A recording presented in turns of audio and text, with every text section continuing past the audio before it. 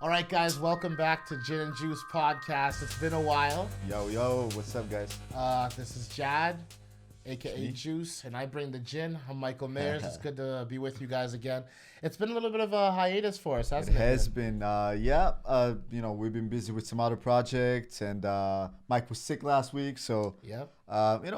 things happen, but we're back. We're back. That's it, and we're back with a vengeance, and we've got an awesome UFC 244 for you guys. Obviously, we're going to recap that. We didn't get to preview it, so we'll do one of those rare things where we review it, and boy, was it a stacked card from top Oh to bottom. man, yeah, it was like the best card we're gonna see in a little while until maybe next year, to be honest. No, right? seriously. Are we I seeing mean, anything better? The only thing that could rival it is the December 14 card, but Yeah, but this was pretty stacked. the prelims, the early prelims, for God's sake, were amazing. All the way on from the Canadian Dawoodu, and we're going to talk a little bit about everyone from all the way from the bottom to the top. Right. So without further ado, let's just jump right into it.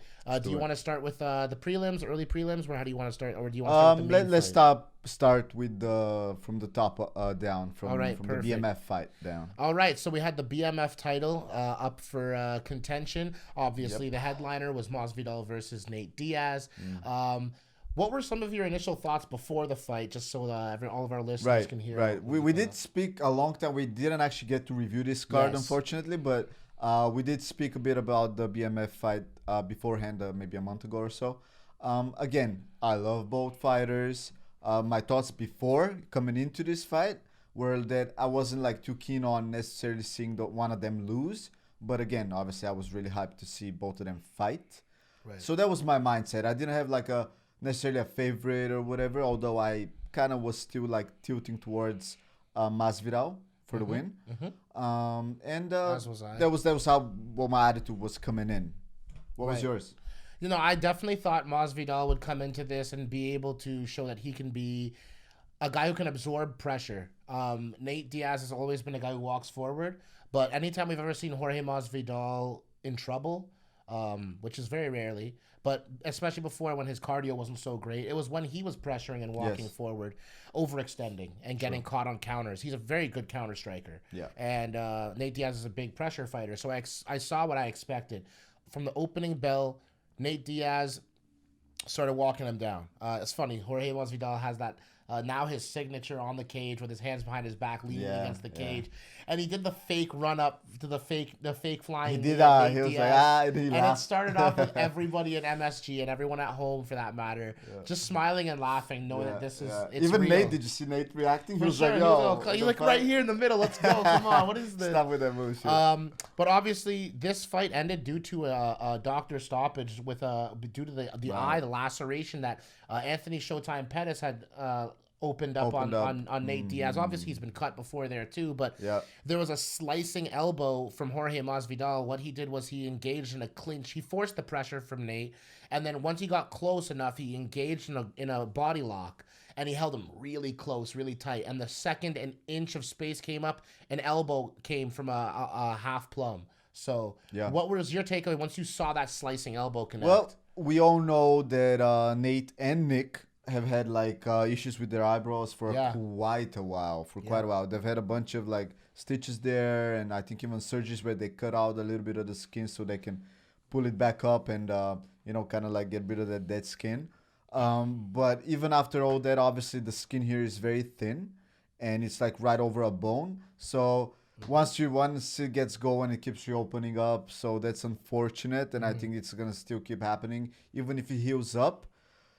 My other thought on the whole thing, and I don't think I'm the only one that thought that, but New York was a big factor. yes. Uh, Michael Chandler even sounded off. He obviously Strikeforce champion for a long time. Yep. He said last time he was in New York, every time he's been there, anytime a doctor had to get involved, or even he was talking with judges a little bit too, he's saying, hey, look, this isn't, it's not everything goes kosher there. Let's put it that way. That's and they're new to the whole MMA thing. They're all basing things or their standards off of like boxing, pretty much.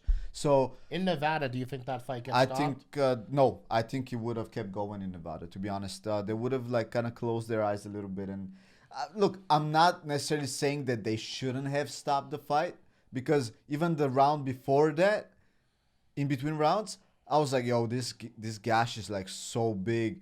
and they're not bringing it up yet. Like they're not calling on the doctor yet to check on it.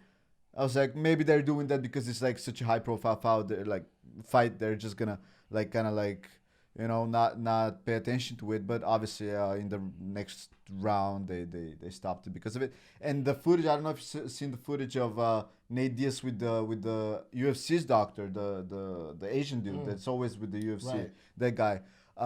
They were like in the locker room after that, and even that doctor was like, yo, Nate, I didn't stop it, and Nate was like, yeah, that's bullshit, like the other guy stopped it, or whatever, so. And what I hate after these doctor stoppages is the crowd like behaving unintelligently and booing the fighter who was awarded the victory. Like not Nate. Jorge fully called out the crowd, and rightfully so. He said, I'm not the doctor. I didn't stop this fight. Don't be booing me. You got to boo me. You're going to boo me to my face or catch that 3-piece in a soda. It was funny. That's right, though. I think it was smart for him to just go on the offensive and control the narrative from the start. Like, don't boo me. I'm not the one who decided to end this fight like that. Like, I inflicted the damage that caused the fight. Yes. And Dominic Cruz was saying, he's had a cut like that in a high leverage championship fight like that, and he knows I gotta put the pedal to the metal right now. Because otherwise, I'm risking stoppage. Why put it in the hands of the judges or the doctor, right? No, that's so smart. At the end of the day, it's unfortunate, and obviously Jorge said they want to run it back. Now Dana White afterwards had said that he's not interested in running it back at least immediately, That's not what an it immediate seems like, rematch. Do you agree? And second of all, like, how excited do you think he's gonna be to have the BMF title, presumably at least, back up for grabs after he said it was a one and done? Yeah, gotta be honest, man. I love Nate Diaz, but I'm siding with Dana a little bit on this issue because I think that an immediate rematch, first of all, like we mentioned before, that this is gonna take a while to heal. So that's how many months, I don't know, but at least 5 months or some shit like that, where Nate Diaz needs to stay away from getting punched, and then he needs to train and get ready and do a camp. Eye needs 25 stitches. His eye had 25? to get 25 stitches. What the hell? Above and below the eye. Dude. And then they're saying 4 weeks for it to let it heal, and then they're going to open it back up on purpose for plastic surgery. Oh my God. So like this is going to be It's going to be a process. A long time. So I mean, what's Jorge going to do? Sit on the shelf for a year? Get out of here. That's not happening. Obviously now Conor McGregor chimed in and said something about Jorge and said he wanted a 3-piece in a soda from Burger King with a large chicken box on the side. So and lots of salt and vinegar. And then obviously Masvidal was asked that after the fight, talking about Conor, and he said that guy shouldn't get in the ring with me. That midget is gonna get I'll F him up. Blah blah blah blah blah. So. I mean, what's your take on Masvidal's next step? Do you think it's Conor? And if it is Conor, what do you think happens? So Masvidal keeps kind of disregarding it every time they ask him. They're dismissing it. He's like, oh, this guy's too small for me. Dana White's not going to make this fight. Or even Dana White said I'm too much of a man for him. And you know what? I kind of agree with all that. In terms of him being too much for Conor, I think that if they do end up facing each other, Conor's getting knocked out. Like maybe for the first, I don't know if it's gonna be, would out be cold. the first time in his career or something. Now, he'd be out cold. But he would get knocked out, man. I just don't see what Conor's gonna do to stop someone like Jorge Masvidal. Forget about Obviously, it. it's gonna be a stand-up battle. First of all, Masvidal's gonna have the power advantage, reach advantage. I think he's gonna have the height advantage. He's gonna have the experience advantage. He's going to have the ring rust advantage. Mm-hmm. He's going to have the aggression advantage. Absolutely. He's going to have the motivation advantage. Conor just wants a belt. Masvidal wants to hurt a guy that hit an old man. Yeah. So as a very principled person himself, I'm sure Jorge is just imagining if that was his dad getting snuffed, what he would do. And I think Conor going and fighting someone like Jorge is a very dangerous fight for him. Although, again, that would make a lot of money. And if it don't make dollars, it don't make sense, as they say, right? So, the other side of things is that if I was Masvidal, hey, man, fucking take that fight. Why not? Like, just take it and make that money. Retribution, easy Conor. money. Also, if you murk Conor, make that money, your next fight after that is going to be also a big fight. You can, like, start doing just, like, mega fights until the end of your career. Masvidal is like already like getting to the age where he's got a few more years at best.